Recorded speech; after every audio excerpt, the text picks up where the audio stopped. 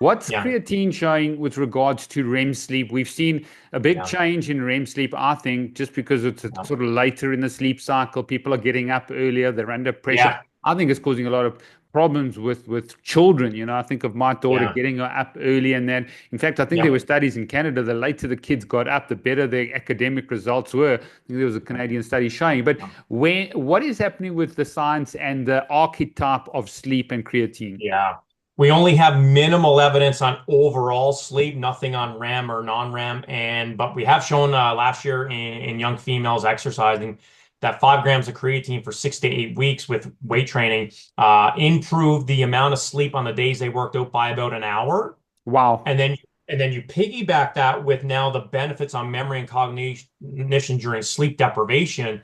So there's something happening there. We don't know why. The theory is that maybe the brain is more recovered because creatine is coming to the rescue. Maybe the brain doesn't need as much recovery per se. It can maintain that during sleep deprivation. Why individuals would sleep longer? We're not really sure the mechanisms there as well. So this is the area I think needs to be a lot of mechanistic action because I've actually heard a lot of people say, geez, I take creatine and I'm up all night. I'm insomnia. I can't take it anymore.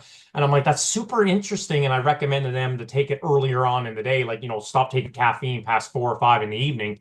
Um, but I actually like taking creatine in the evening as well when I need it. And I haven't noticed any differences in sleep. So everybody's subjective, but we need a big RCT to look at all aspects of sleep, not only quantity, but duration. And then does that correlate into better functionality in the daytime? So all these metrics that we have now with Garmin watches, Whoop, things like that, the Oura Ring, we need a lot more of that. Or sleep labs. There's a lot of research labs in the world where people will go in there and they can look at a whole bunch of brain waves and EKGs and EEGs and things like that. So very interesting. Mm.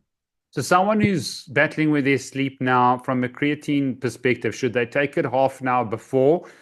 Or when should they take it? Because if it does improve their sleep, then you would think Yeah. you'd want to take it more closer to bedtime. Yeah. Secondly, what's it going to do to urinating at night? Because that becomes a Point. significant issue. So Yeah. maybe comment on those two Yeah. in terms of the best sleep protocol with creatine. Yeah, I think for those who haven't had it before and started to take it, I would recommend taking it in the morning and then notice, hey, did your sleep better, after a week or two, maybe because this molecule is accumulating.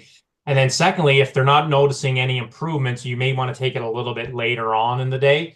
The hydration or urination pattern comes to not so much the molecule, but we think it's the volume of fluid. And that's also another reason I recommend earlier on in the day.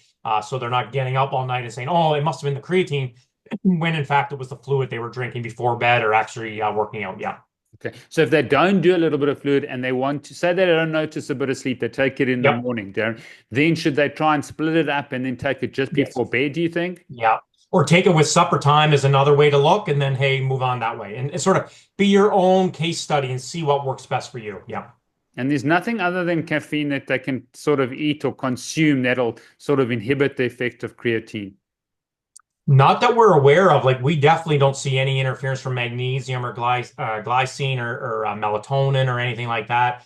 Creatine is pretty intact and robust. Caffeine seems to be the only molecule that there's some evidence that they interfere with each other. Do you think, because there's some neurosurgeons and neurologists that saying creatine is not something that people should take. I haven't Okay. had them on the podcast. Could you surmise, and they haven't really on social media spoken about that, but is Yep. there a reason that is there a possible sort of theory out there or hypothesis that taking it over time can cause problems? The only downfall is that if you do not require it, you could downregulate your natural synthesis, so it could alter some of your endogenous production. We don't see that in the liver, but there is evidence that obviously if you're taking creatine into the brain says, okay, if you're coming in, maybe I don't need to maintain the efficiency of the enzymes Mm. to create this two-step process. That's probably likely the only reason I can think of because there's never been a single study to say anything got worse. If anything, it all got better. But my thought is they're probably thinking of your natural endogenous production, maybe where it can down regulate the accumulation. Why they say don't rely on it. It's almost like a drug effect. That's probably the reason they might, but I can't speak for them. Yeah.